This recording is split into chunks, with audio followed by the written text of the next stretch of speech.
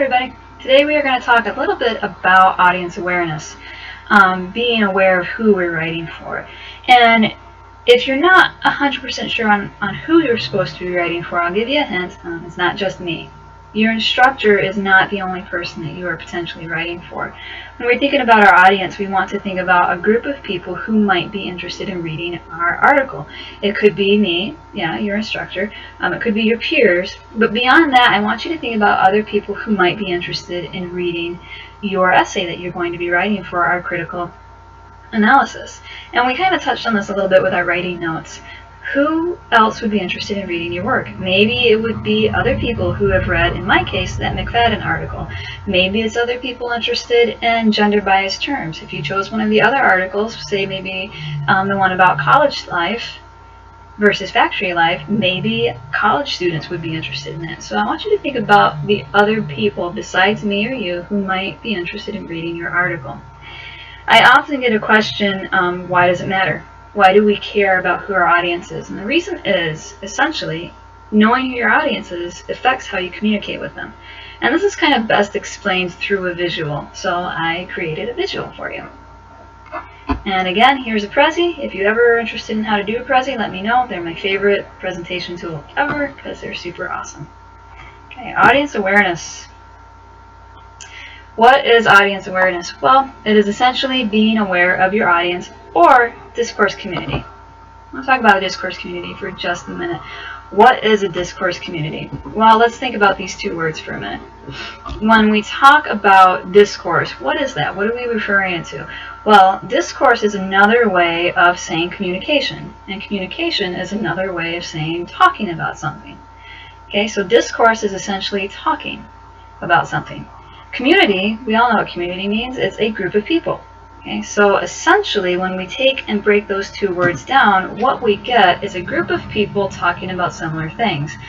That is what makes up your discourse community or your audience. A group of people talking about whatever topic you're writing about is your audience and discourse community, and who you should be directing your writing style towards. It could be doctors, students, other academics, fans of metal music, fans of pop music, essentially anybody interested in what you're creating. Being aware of your audience is super important because in order to be an effective communicator, writer, speaker, and even a human being, you have to be aware to whom you're talking to when you're talking to them.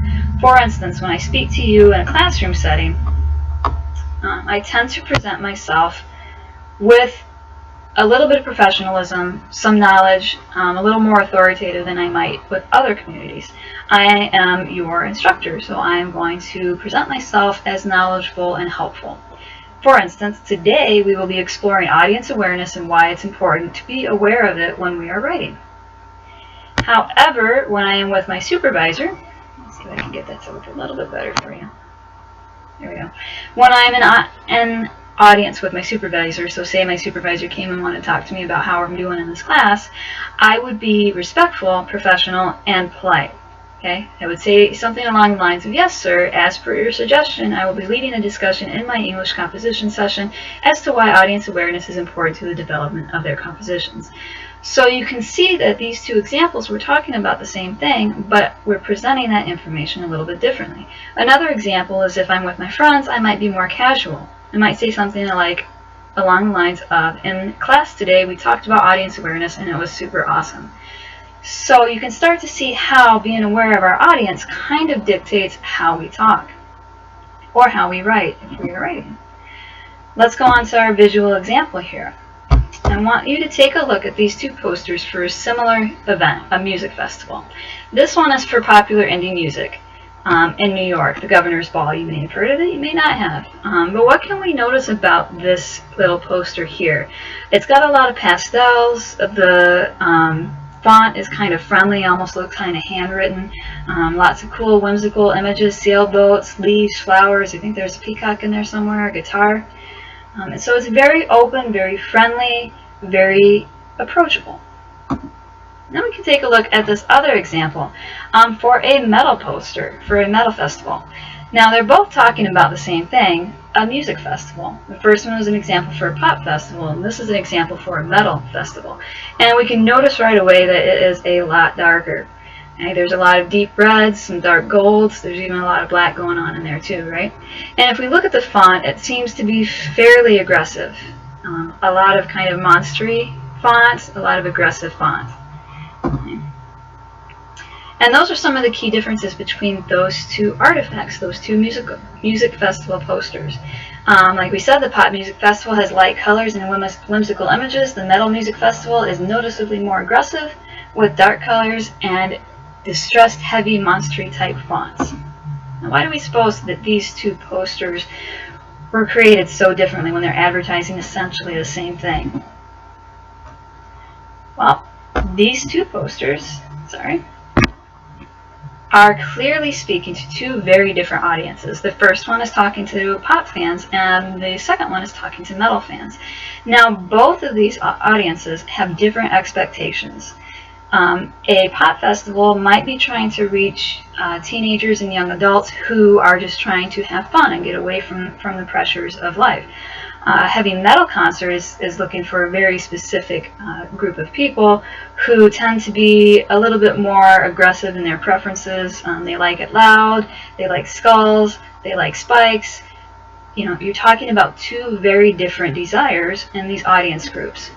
Okay, so even though the message is the same, come to this festival, the composition is clearly directed to catch the eye of their audience. You would not use whimsical, pastel, rhetorical choices to draw the eye of a heavy metal fan.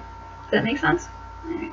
In academic writing, we have to be equally aware. You guys are writing for a specific audience out there. Okay? Whether it's an academic composition, it's a poem, it's a story, or even a tweet, your writing needs to be composed in a way that will not only catch your reader's eye, but connect to them and fit their expectations. It's going to be something that they can understand and relate to.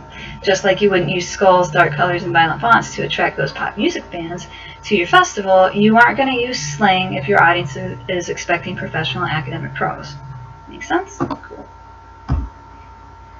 But then again, is it really that important? Does it really matter that much? When you're using visuals like these posters, it's really easy to kind of see that difference. You got skulls for the heavy metal fans, you got pastel, whimsical stuff for the pop fans. But in our academic writing, does it really matter that much? Yeah, it does. Because you're writing specifically for your audience, you're going to be aware of their expectations, and those expectations will determine your word choice, your structure. If you use outside sources, remember in this class we don't have to use outside sources, but if you did, you wouldn't necessarily go find if we're talking about that McFadden example again, you aren't going to go out and find an article talking about the transition process necessarily that's cited by a whole bunch of doctors. You might go out there and find a source talking about how vocabulary changes based on societal stuff.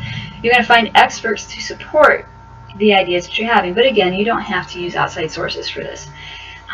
Being aware of our audience is going to tell us the tone of voice, the grammar, and other rhetorical choices that we will use. Like in our example, you're not going to use slang if you're writing for an academic audience. It's going to tell you whether or not you're going to plea on emotions or logic or ethics. And it's going to give you your appropriate evidence use and citations. And citations are key. In the coming weeks, we're actually going to take a little quiz to kind of tell us what sort of citation and doc style we should be using, MLA or APA. And that goes all the way back to audience awareness. If we do not write with our audience in mind, it's difficult to come across as credible or knowledgeable to them. It is, in other words, hard to be taken seriously as an academic writer. Let's see if we can get ahead. Here we go. So essentially what you want to do is consider your audience closely and compose your own writings to fit their expectations, and you will reach your audience loud and clear, whether or not they're pop fans or metal fans. We have a couple outside resources in our announcement, our midweek announcement, that will help you kind of determine who your audience is and how to write for them. If you have any questions on this idea of writing for our audience, let me know. All right, good luck.